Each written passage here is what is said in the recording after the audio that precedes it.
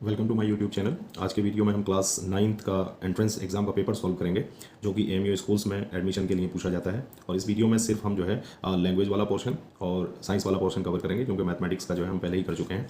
तो चलिए शुरू करते हैं। सेक्शन 1 में आपका जो है लैंग्वेज पूछा जाता है। ये लैंग्वेज सेक्शन है। फिल इन द ब्लैंक्स है ये आपका। He very little when there are strangers present. तो he always speaks very little when there are strangers present. तो answer D is correct. Question number 2. Choose the most appropriate article to fill in the blank. I want to be NMP. So option B is correct. NMP. The synonym of the word coward. तो इसका synonym coward word का synonym chicken होता है. Option B is correct. Question number 4. If he wants to win the race, he will have to push 5 pupil. यहाँ से जो है suitable word आपको fill करना है. तो इसका आंसर B है. Past. If he wants to win the race, he will have to push past 5 pupil. Option B is correct. Question number 5. Differences on matters of principles, they all agree on the demand of hike in salary. So despite of their differences, option A is correct. Question number 6. Which sentence is correct? Here 4 options are given. So here option D is correct. I haven't read any of the letter. Option D is correct. Question number 7. Change the following sentence into indirect speech. Sentence is the commander said soldiers cease fire. तो इसको indirect speech में हमको convert करना है। तो इसका जो है इनडायरेक्ट स्पीच होगा the commander ordered the soldiers to cease fire. Option A is correct. Question number 8. If you had come to the theatre last night you the play suitable word would have enjoyed.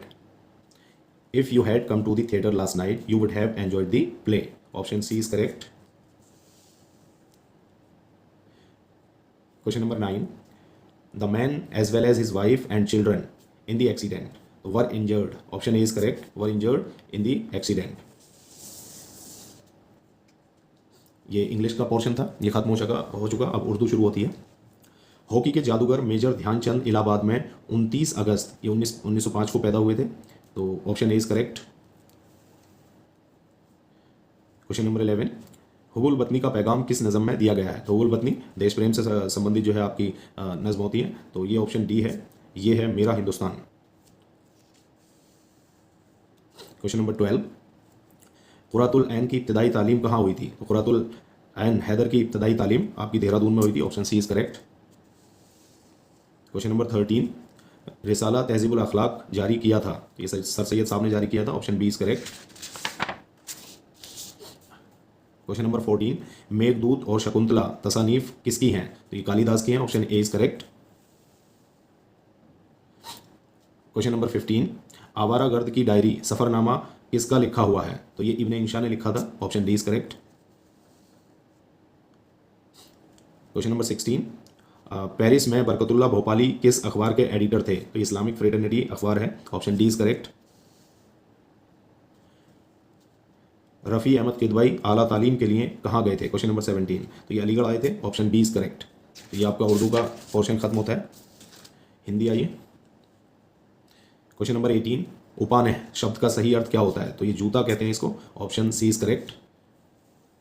Question number 19. पिता के पत्र पुत्री के नाम पुस्तक के लेखक? तो ये पंडित जवाहरलाल नेहरू जो हमारे पहले प्रधानमंत्री थे, उन्होंने अपनी बेटी इंदिरा गांधी के लिए लिखे थे। Option D is correct. Question number 20. निम्नलिखित पंक्तियां किस कवि के द्वारा रचित हैं? मेघ आए बड़े बन ठन के सबर के, आगे आगे नाचती गाती बयार चली, दरवाजे खिड़कियां खुलने लगी गली गली। तो ये सर्वेश्वर दयाल सक्सेना ने लिखी है। Option C is correct. Question number 21. को से किस कारक चिन्ह का बोध होता है? तो को से कर्म कारक चिन्ह का बोध होता है। Question number 22. कूलन में, केली में, कछारन में, कुंजन में, क्यारिन में, कलित में, कलीन, किलंकत है। इस काव्य पंक्ति में कौन सा अलंकार है? तो यहाँ पर वर्णों की आवृत्ति बार बार हो रही है, अनुप्रास अलंकार है। ये आपका option A is correct. Question number 23. तरंगिणी का पर्यायवाची नदी को कहते हैं तरंगिणी, तो नदी C option is correct. Question number 24. अंगारे उगलना मुहावरे का सही अर्थ है?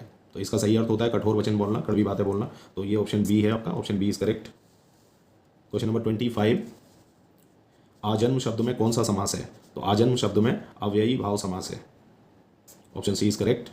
तो ये 25 क्वेश्चन आपके लैंग्वेज से पूछे जाते हैं।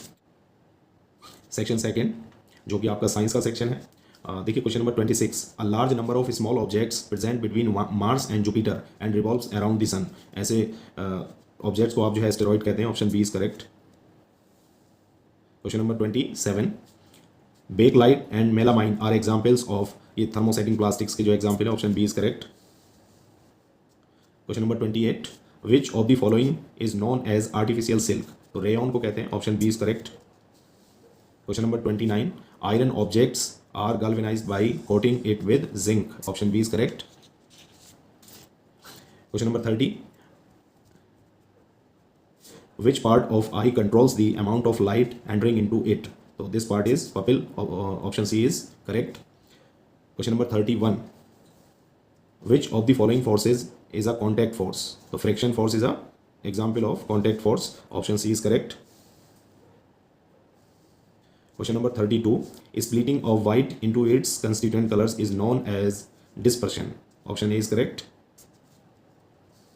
Question number 33, chlorofluorocarbons CFC are used in refrigerator, air conditioners, aerosol sprays, तो ये सभी में यूज होता है, तो option D is correct. Question number 34, which is not a blended fiber? Four options are given. Terracotta is not a blended fiber. Option D is correct. Question number 35, which poisonous gas is formed as a result of incomplete combustion? So this gas is carbon monoxide. Option A is correct.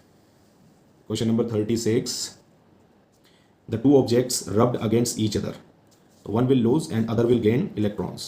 Option C is correct. Question number 37, which of the following disease is not caused by bacteria? So measles, this is a disease which is not caused by bacteria. Option C is correct. Question number 38, which of the following chemicals is used as preservative? तो preservative की तरह ये sodium benzoate जो है use होता है। Option D is correct. Question number 39,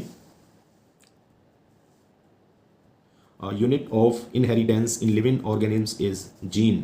option D is correct. Question number 40, which of the following organism is able to fix atmospheric nitrogen? तो ये रिजोबियम होता है। Option D is correct.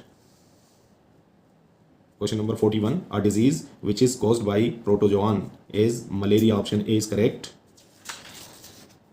Question number 42, nuclear membrane is absent in, ये blue green algae cell में absent होता है। Option A is correct.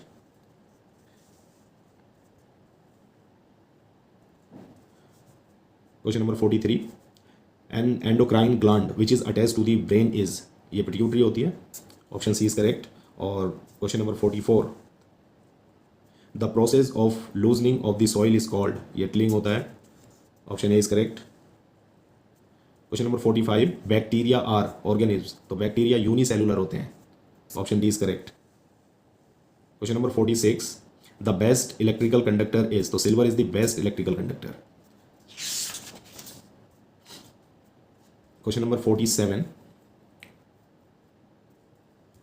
Question number 47, the main gas present in LPG is, ये propane और butane दोनों आते हैं, लेकिन ज़्यादा तादाद में जो है आपका प्रोपेन होता है, तो यही मोस्ट सुटेबल आंसर है। Question number 48,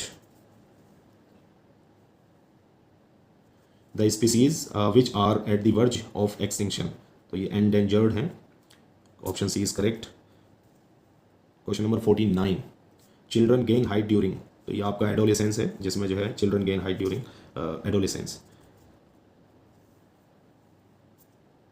question number 50, the voice box is also called, तो ये लैरिंग्स कहलाता है। Larynx, option A is correct.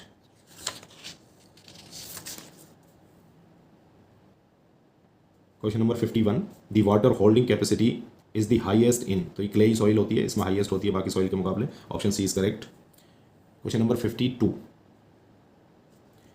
The force acting on a unit area of a surface is called, ये pressure की definition है, तो pressure कहते हैं। Option A is correct.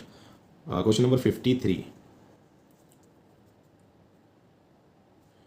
Question number 53, loudness of sound is determined by amplitude of the vibrating body. Option C is correct. Question number 54, a prism produces dispersion of light. Option B is correct. तो ये आज के लिए इतना ही था। Thank you.